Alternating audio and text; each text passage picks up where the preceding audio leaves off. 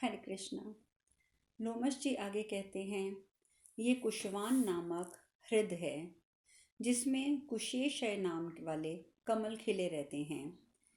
यही रुक्मिणी देवी का आश्रम है जहाँ उन्होंने क्रोध को जीतकर शांति का लाभ किया था।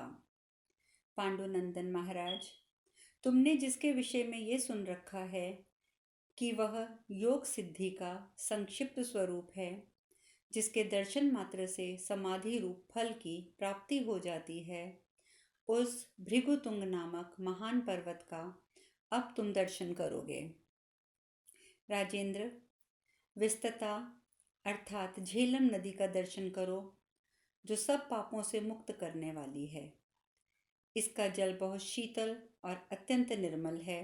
इसके तट पर बहुत से महर्षिगण निवास करते हैं।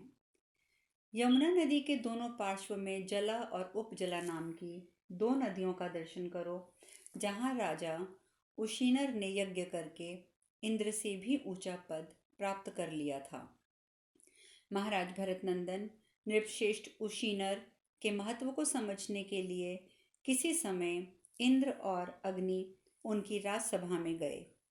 वे दोनों वरदायक महात्मा उस समय उशीनर की परीक्षा लेना चाहते थे।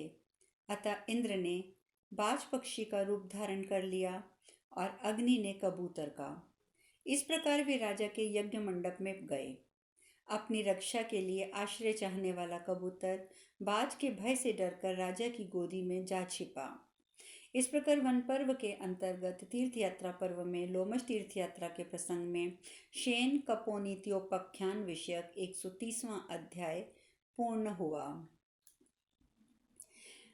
तब बाज ने कहा, राजन, समस्त भूपाल आपको ही धर्मात्मा बताते हैं, फिर आप ये संपूर्ण धर्मों के विरुद्ध कर्म कैसे करना चाहते हैं? महाराज, मैं भूख से कष्ट पा रहा हूँ और कबूतर मेरा आहार नियत किया गया है। आप धर्म के लोभ में इसकी रक्षा ना करें। वास्तव में इसे आश्रय देकर आपने धर्म का परित्याग ही किया है। राजा बोले, पक्षीराज, यह कबूतर तुमसे डर कर घबराया हुआ है और अपने प्राण बचाने की इच्छा से मेरे समीप आया है। यह अपनी रक्षा चाहता है। बाज, इस प्रकार अभय चाहने वाले इस कबूतर को यदि मैं तुमको नहीं सौंप रहा हूँ तो ये तो परम धर्म है। इसे तुम कैसे नहीं देख रहे हो? बाज, देखो यह बेचारा कबूतर किस प्रकार भय से व्याकुल होकर थर थर कांप रहा है। इसने अपने प्राणों की रक्षा के लिए मेरी शरण ली है। ऐसी दशा में इसे त्याग देना इससे बड़ी निंदा की बात नहीं हो सकती। जो मनुष्य ब्राह्मणों की हत्या करता है, जो जगन माता गौ का वध करता है तथा जो शरण में आए हुए का त्याग करता है, इन तीनों को समान पाप लगता है। बाज ने कहा, महाराज, सब प्राणी आहार से ही उत्पन्न होते हैं। आहार ही उनकी वृद्धि होती है और आहार से ही वे जीवित रहते हैं। जिसको त्यागना बहुत कठिन है, उस अर्थ के बिना भी मनुष्य बहुत दिनों तक जीवित रह सकता है, परंतु भोजन छोड़ देने के बाद अधिक समय तक जीवन धारण वह नहीं कर सकता।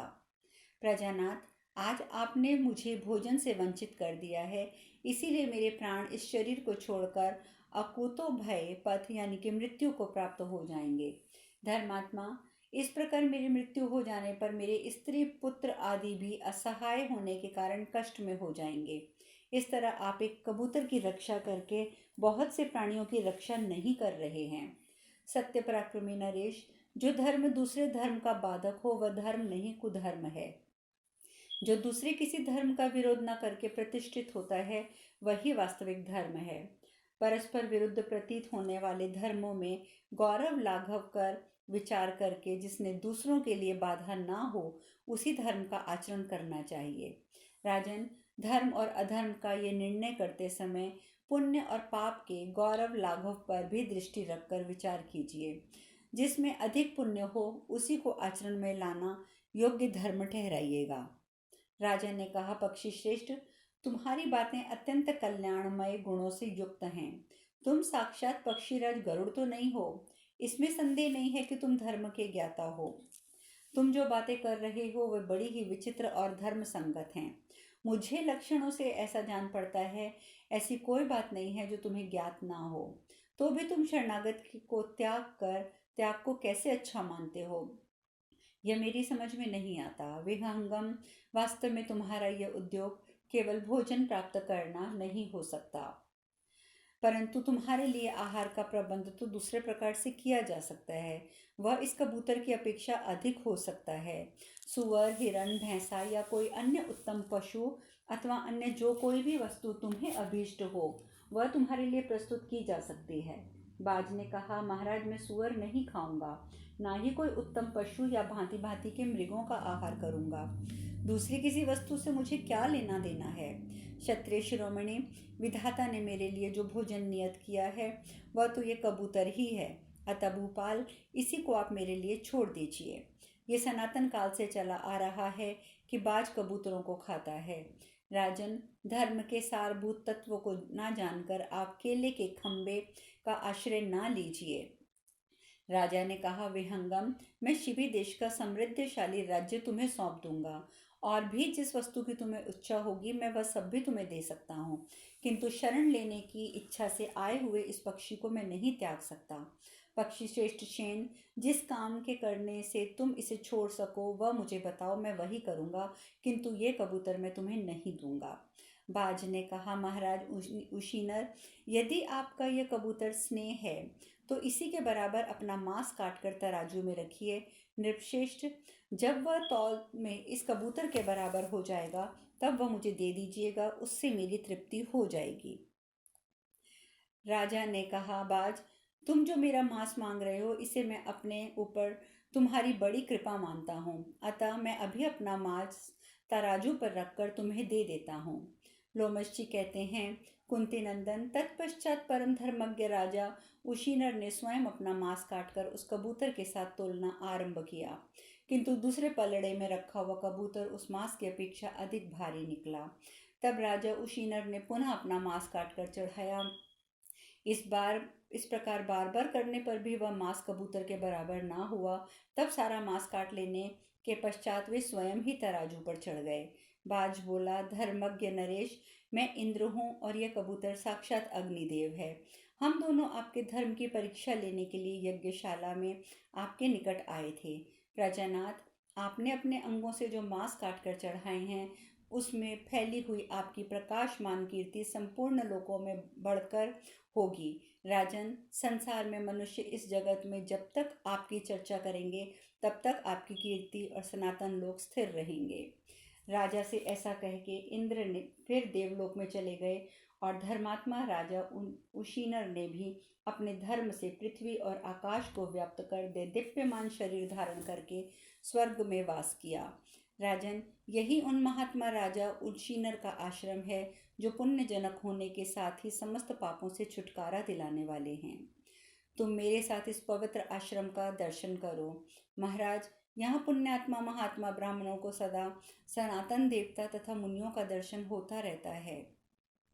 इस प्रकार तीर्थयात्रा पर्व में लोमश तीर्थयात्रा के प्रसंग में शेन कपोती उपोख्यान विषयक 131वां अध्याय पूर्ण हुआ। लोमश जी आगे कहते हैं, युधिष्ठिर, उद्वालक के पुत्र श्वेत केतु हो गए हैं, जो इस भूतल पर मंत्र शास्त्र में अत्यंत निपुण कहे जाते हैं। देखो, यह पवित्र आश्रम उन्हीं का है जो सदा फल देने वाला वृक्षों से हरा भरा रहता है। इस आश्रम में श्वेत केतु ने मानव रूप धारिणी सरस्वती देवी का प्रत्यक्ष दर्शन किया है और अपने निकट आई हुई उन सरस्वती से ये कहा है कि मैं वाणी स्वरूपा आपको ये तत्व को यथारूप से जानना चाहता हूँ। उस युग में कहोड़ मुनि के पुत्र अष्टावक्र और उद्वालक नंदन श्वेत केतु, ये दोनों महर्षि समस्त भूमंडल पर वेद वेत्ताओं में श्रेष्ठ थे। वे आपस में मामा और भांजा लगते थे। इसमें श्वेत केतु ही मामा थे। एक समय वे दोनों मामा भांजे विदेह राज के यज्ञ मंडप में गए। दोनों ही ब्राह्मण अनुपम विद्वान थे। वहां शास्त्रार्थ होने पर उन दोनों ने अपने विपक्षी को बंदी को जीत लिया। कुंती नंदन विप्रशिरोमणि अष्टावक्र वाद विवाद में बड़े निपुण थे। उन्होंने बाल्यावस्था में ही महाराज जनक के यज्ञ मंडप में पधार कर अपनी प्रतिवादी बंदी को पराजित करके नदी में डलवा दिया था। ये अष्टावक्र मुनि जिन महात्मा उद्वालक के दोहित्र नाती बताए जाते हैं, उन्हीं का ये परम पवित्र आश्रम है। तुम अपने भाइयों के साथ इसमें प्रवेश करके कुछ देर उपासना भगवत चिंता करो। युधिष्ठिर ने कहा, लोमश जी, उन महर्षि का कैसा प्रभाव था जिन्होंने बंदी जैसे सुप्रसिद्ध विद्वान को भी जीत लिया। वे किस कारण से अष्टावक्र 8 अंगों से टेढ़े मेढ़े हो गए, वे सब बातें मुझे यथार्थ रूप में बताइए। लोमश जी ने कहा, राजन, महर्षि उद्वालक का कहोड़ नाम से विख्यात एक शिष्य था जो बड़े संयम के साथ रहकर आचार्य की सेवा करता था। उसने गुरु की आज्ञा के अंदर रहकर दीर्घ काल तक अध्ययन किया। विप्रवर कहोड़ एक विनीत शिष्य की भांति उद्वालक मुनि की परिचर्या में संलग्न रहते थे। गुरु ने शिष्य की उस सेवा को के महत्व को समझकर शीघ्र ही उन्हें संपूर्ण वेद शास्त्रों का ज्ञान करा दिया और अपनी पुत्री सुजाता को भी उन्हें पत्नी के रूप में समर्पित कर दिया। कुछ काल के बाद सुजाता गर्भवती हुई और उसका वह गर्भ अग्नि के समान तेजस्वी था। एक दिन स्वाध्याय में लगे हुए अपने पिता कहोड़ मुनि से उस गर्भस्थ बालक ने कहा, पिताजी, आप रात भर वेद पाठ करते हैं तो भी आपका वह अध्ययन अच्छी प्रकार से शुद्ध उच्चारण पूर्ण नहीं हो पाता।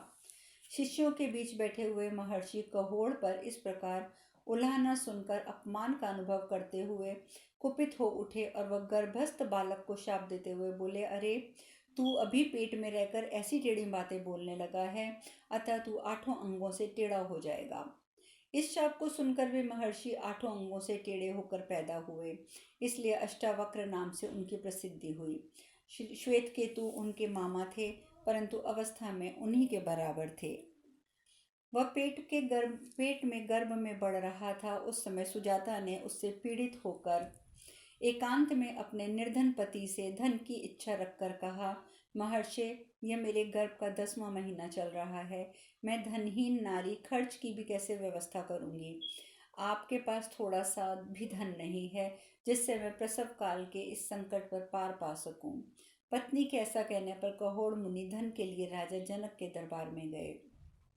उस समय शास्त्रार्थी पंडित बंदी ने उन ब्रह्म ऋषि को विवाद में हराकर जेल में डलवा दिया। जब उद्वालक को यह समाचार मिला कि कहोड़ मुनि शास्त्रार्थ में पराजित होने पर सूत बंदी के द्वारा जल में डुबो दिए गए हैं, तब उन्होंने सुजाता से सब कुछ बता दिया और कहा, बेटी, अपने बच्चे से इस वृतांत को सदा गुप्त रखना। सुजाता ने भी अपने पुत्र से उस गोपनीय समाचार को गुप्त रखा। इसी से जन्म लेने के बाद उस ब्राह्मण बालक को इसके विषय में कुछ नहीं पता लगा। अष्टावक्र अपने नाना उद्वालक को ही पिता के समान मानते थे और श्वेत केतु को अपने भाई के समान समझते थे। तदंतर एक दिन अष्टावक्र की आयु 12 वर्ष की थी और वे पितृतुल्य उद्वालक मुनि की गोद में बैठे हुए थे। उसी समय श्वेत केतु वहां आए और रोते हुए अष्टावक्र का हाथ पकड़कर उन्हें दूर खींचकर ले गए। इस प्रकार अष्टावक्र को दूर हटाकर श्वेत केतु ने कहा, ये तेरे बाप की गोदी नहीं है। श्वेत केतु की इस कुटिक कटुक्ति के साथ समय अष्टावक्र के हृदय में गहरी चोट पहुंची। इससे उन्हें बहुत दुख हुआ। उन्होंने घर में आकर माता से जाकर प्रश्न किया, माँ, मेरे पिताजी कहाँ हैं? बालक के इस प्रश्न से सुजाता के मन में बड़ी व्यथा हुई। उसने शाप के भय से घबराकर सब बातें बता दी। वह सब रहस्य जानकर उन्होंने रात में श्वेत केतु से इस प्रकार कहा, हम दोनों राजा जनक के यज्ञ में चलेंगे। सुना है कि उस यज्ञ में बड़े आश्चर्य की बातें देखने वाली हो रही हैं। हम दोनों वहाँ विद्वानों का शास्त्रार्थ सुनेंगे और वहीं उत्तम पदार्थ भी प्राप्त करेंगे। वहाँ जाने से हम लोगों की प्रवचन शक्ति और जानकारी बढ़ेगी और हमें सुमधुर स्वर में वेद मंत्रों का कल्याणमय घोष सुनने का अवसर भी मिलेगा। ऐसा निश्चय करके वे दोनों मामा भांजे राजा जनक के समृद्धिशाली यज्ञ में गए। अष्टावक्र की यज्ञ मंडप के मार्ग में ही राजा से भेंट हो गई। उस समय राजसेवक उन्हें रास्ते से दूर हटाने लगे। तब वे इस प्रकार बोले। इस प्रकार वन पर्व के अंतर्गत तीर्थ यात्रा पर्व में लोमश तीर्थ यात्रा के प्रसंग में अष्टाक्रियोपाख्यान विषयक 132वां अध्याय पूर्ण हुआ। अष्टावक्र बोले, राजन, जब तक ब्राह्मण के से सामना ना हो तब तक अंधे का मार्ग, बहरे का मार्ग, स्त्री का मार्ग, बोझ ढोने वाले का मार्ग तथा राजा का मार्ग उसके जाने के लिए छोड़ देना चाहिए, परंतु यदि ब्राह्मण सामने मिल जाए तो पहले उसी को ही मार्ग देना चाहिए। राजा ने कहा, ब्राह्मण कुमार, लो, मैंने तुम्हारे लिए आज ही मार्ग दे दिया है। तुम जिससे जाना चाहो उसी मार्ग से इच्छा पूर्वक चले जाओ। आग कभी छोटी नहीं होती है। देवराज इंद्र भी सदा ब्राह्मणों के आगे मस्तक ही झुकाते हैं। अष्टावक्र बोले, राजन, हम दोनों आपका यज्ञ देखने के लिए आए हैं। नरेंद्र, इसके लिए हम दोनों के हृदय में प्रबल उत्कंठा है।